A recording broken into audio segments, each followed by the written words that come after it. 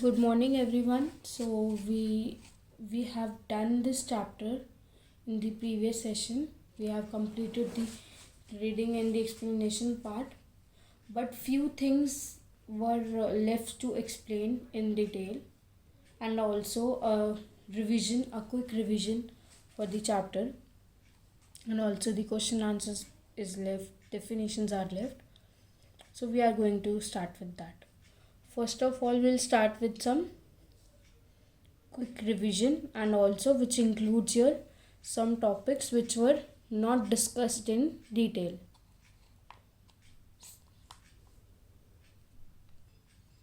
So in this chapter we have talked whatever we have talked about, we are going to discuss that just for the revision only. So India, the size, location and extent. We have talked about the size and location and the extent of India, like it is the seventh largest country in the world. Out of all the countries in the world, it is the seventh largest country in the world. Then it is the most populated country in the world after the China. If I talk about in the terms of population, population means the number of the citizens, number of the people live in that country, who belongs to that country. So that is your population. So in terms of population, India is the second largest country, means second most populated country, who has the largest population in the world. After China, India comes in the most populated country. Then it is located in the southern part of the Asia. India is an Asian country, means it is a part of the Asia, the continent Asia, but it is located on the southern part of the Asia. Where? Southern part of the Asia. Then it covers an area of 32,87,264 square kilometer. This is the whole area of the India is this. For Kashmir in north to Kanyakumari, our country measures 3,214 kilometer. The extent of India is, if I talk about north to south extent, so it is from Kashmir in north to Kanyakumari in south. It extends around 3,214 kilometer. The length from north to south is this much kilometer, whereas from length from west to east is, that is from Gujarat to Arunachal Pradesh, is 2,933 kilometer. And also it is widest in the middle and becomes narrow towards the south. In the middle part, in the middle of India, it is quite widest, but when you go down, go towards the south part, it gets narrow. It gets narrow like this cone kind of shape it makes. So this is the size, location and extent of India. We had already done it this chapter. Then the boundaries we will talk about. We have talked about what is the size and what is the location of India. But now let's just talk about the boundaries. India shares its boundaries with other countries in the north.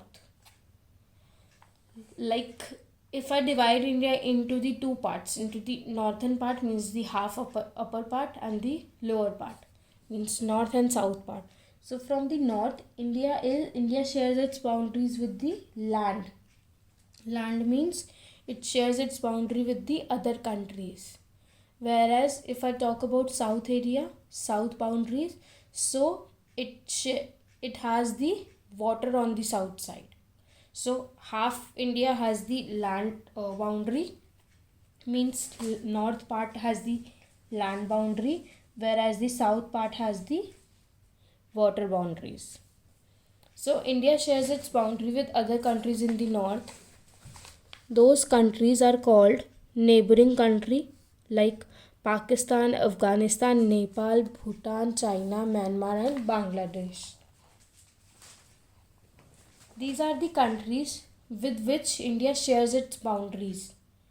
Like you have your neighbors in your area. Like you have your neighbors in your area. We have the neighbors for our country also. How they are our neighbors? Because India shares its boundaries with these countries.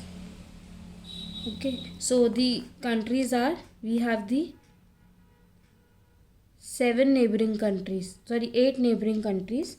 that is Pakistan, Afghanistan, Nepal, Bhutan, China, Myanmar and Bangladesh. I have written 7 only here. 8th is Sri Lanka. Why I have written Sri Lanka separately? Because of the one reason, that is Sri Lanka is separated from India by a narrow strait called the Park Strait. Like I'll show you. You can see this India. Can you see this part?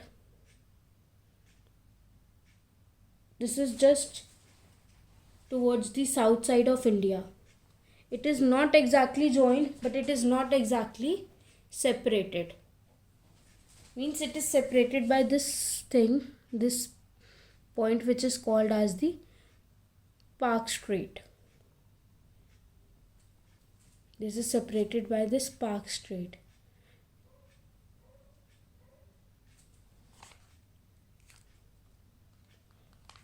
So this is our Sri Lanka. So we have 8 neighboring countries. The southern part, like I told you, southern part of the India is surrounded by the water boundaries. It has the water boundaries on the south.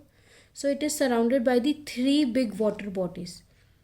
Any part, anything which is covered by the water from the 3 sides. If something is covered by the water from the 3 sides, we have the 4 sides, 4 directions we have. So if 3 directions are covered with the water, then that place is known as the peninsula. So the southern part of the India is known as the peninsula. Okay. In the east is the Bay of Bengal. 3 sides we are talking about. So in east we have the Bay of Bengal. In the west we have the Arabian Sea. East is your right side, west is your left side. So on right side, on the southern part, right side, you have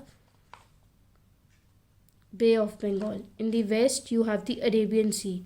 And if I talk about towards south, you have the Indian Ocean. So we have the 3 things: Bay of Bengal, Arabian Sea and Indian Ocean. So this was about the boundaries and size of a location. Now moving forward, before that you have to do one thing more in this chapter, that we will mark these countries in the map also, in the India's political map. In this chapter we will do the India's political map, how we will mark these, how we will locate these places in the India's map. We will mark the neighboring countries, we will mark the states and capitals, we will mark the union territories. Is that clear? These 3 things, which means we will do the 3 India's map. We will fill the 3 map. Okay.